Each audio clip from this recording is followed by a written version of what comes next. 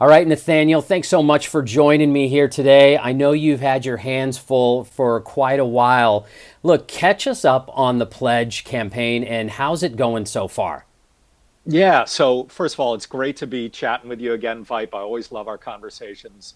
Uh, our work at the Environmental Voter Project is going really well. So, as you know, one of the things that we do is in all 50 states, we encourage people to sign a pledge to vote, not just in the big elections, but in every election, and always prioritize environmental issues. And at last count, I think we've gotten 60,000 people to do this.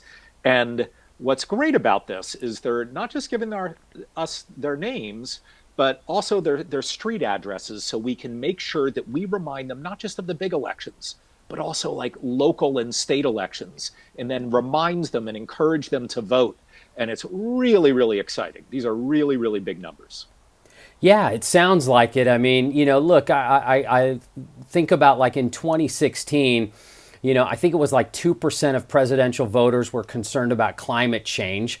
That's obviously changed quite a bit. I think there's a lot more people that are interested. What's your understanding of the numbers going into this election?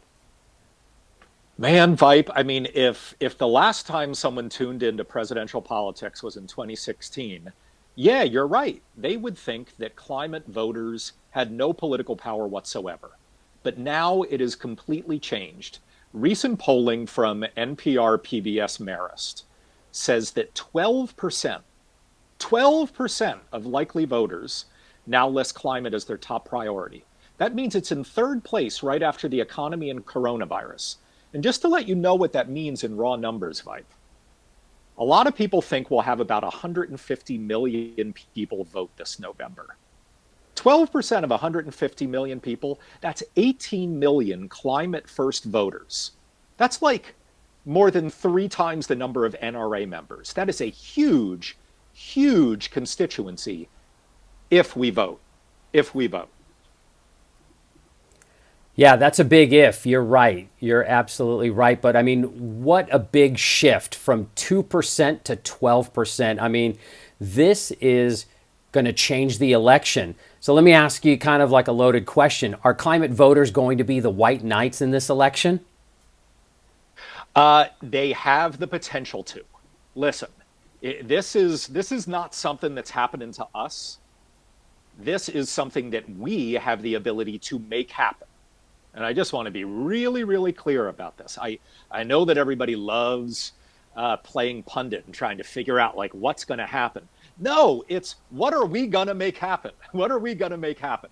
But yes, I can tell you what climate voters have the potential to do, Vipe. One, oh my gosh, are climate voters a big deal in Florida? A huge deal in Florida. 89% of Floridians are now deeply concerned about climate change, including, I believe, 83 or maybe 86% of Republicans. So this is across the board. So I would claim to you it's no surprise that like Donald Trump is flying in there in Air Force One claiming he's an environmentalist all of a sudden. Like he knows how to read a poll just as well as everybody else does. But we're also looking at states like Arizona and Pennsylvania and North Carolina where climate voters can have an enormous impact. So, yeah, we have the potential to be white knights. We have the potential to be difference makers in this election. But again, only if we show up, because there have always been a lot of people who care deeply about climate change fight, but we haven't always shown up on election day. Yeah, look, that's an interesting point when you name those states there. It's like this climate voter is changing. There's more of them, but I think what intrigues me most is that the states that you mentioned are battleground states. Okay, so our climate voters could have an enormous effect if they show up in these battleground states. Is that what you're saying? That's exactly right. I mean, I can't remember the last statewide election in Florida that wasn't decided by like 30,000 votes. I mean, they are all just supremely close. And just to give you an idea of the numbers of non voting environmentalists we're working with.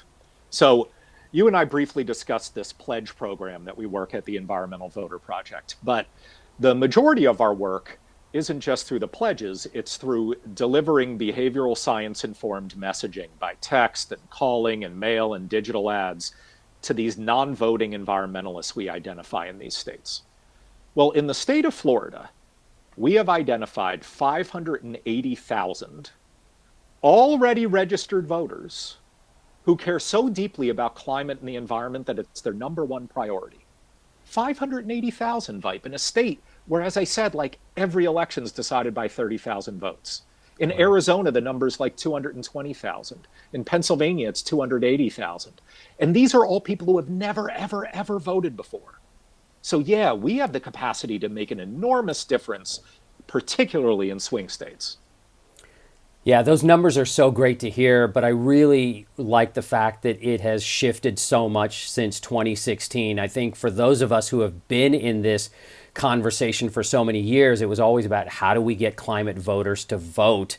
But now the momentum is building out there when you see how many people are making it a priority. And I remember you saying before is that, politicians follow the voters where they're going. Where do you see this going in the next 30 days as we get into the election window? Yeah. So, first of all, the election window has already started in a lot of states. Let's be clear about that. And I think it's really important that people view November 3rd not as election day, but as the end of the election. I mean, we're already in election day. And where I see it going is this. First of all, people need to be really, really vigilant about not waiting until the last minute.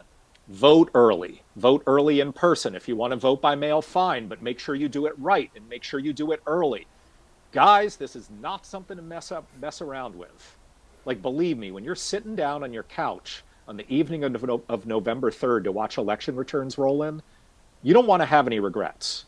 You don't want to have any regrets. So the first thing I see happening is I know what we're going to be doing at the Environmental Voter Project, and what I think is important for the entire environmental community to understand is we need to get our votes in early. Make it happen. There's enough crazy stuff out there with a pandemic and a kneecapped postal service that we just can't wait until the last minute and hope this works out well. The second thing that I think we're going to see is we're going to see the volume of craziness go up, right? Like it isn't like the Russians have gone to sleep and aren't going to get involved this time around. It isn't like the president is going to calm down and be really subdued. No, the temperature is going to go up. And I think it's really important for all of us who, for understandable reasons, are a little scared and a little worried to just understand what our jobs are as environmental activists. First, vote. Vote and vote early. Second, volunteer. And then third, make sure that your friends are doing the same thing. These are the things that we can control. We can't control all this other crazy stuff that's going on. So make sure that you vote, that you volunteer, and your friends are doing the same. Important message, Nathaniel. And look, what an exciting update and one that should get people fired up. What happens after we move through the election? What do we need to work on after the election? So first, let's deal with the immediate aftermath of the election. As I think a lot of people know, this thing might not be decided on November 3rd. It might not even be decided on the 4th or the 5th or the 6th. So we need to react to things as they happen and get ready to stand up and be citizens of this country in a way that we've probably never been asked to do before. If we have to protest on the streets, that's what we're going to do. So that's the first thing I'll say. Yeah. But after that, longer term, we need to understand in the environmental movement that, yeah, who is president and who's in the Senate and who's in the Congress is important. But local policymakers and state policymakers are also crucially important. So we need to start voting like it's our job. We need to vote in every election. I mean, I think a good analogy is think about the NRA. Think about people who care deeply about other issues like gun rights. If you're in the NRA, you don't even miss library trustee elections. I mean, you vote every single time there's an election. And that's where we need to be in the environmental movement. Because as you alluded to, Vipe, politicians go where the votes are. They go where the votes are. And if we want our mayors to lead on environmental issues and our governors, well, then we got to show up in those elections too, not just every 2 or 4 years when there's a big, sexy federal election that everybody pays attention to. Yeah, really important to get people engaged in the political process. And I think the Environmental Voter Project and the Pledge campaign is doing just that. I'm seeing enormous amounts of excitement for people to not only vote, but also become part of the political process. And I think that's what's important and what has been missing in the climate change movement. So, look, thanks so much for stopping by and sharing all this incredible information. I'm going to stay in touch with you, and after the election, I want us to, get back together and look at what were the results coming out of the election. How did people vote? What did you see? What are some, bright spots that we should be aware of, and how do we keep that momentum moving forward? So, Nathaniel, thanks again for all the work that you guys are doing, your entire team. And let's get out there and win this election for the climate. Absolutely, Vipe. I can't wait to come back and have that conversation and vote, volunteer, and make sure your friends do the same, everybody. Love it. Thanks, Nathaniel. We'll be back in touch again soon.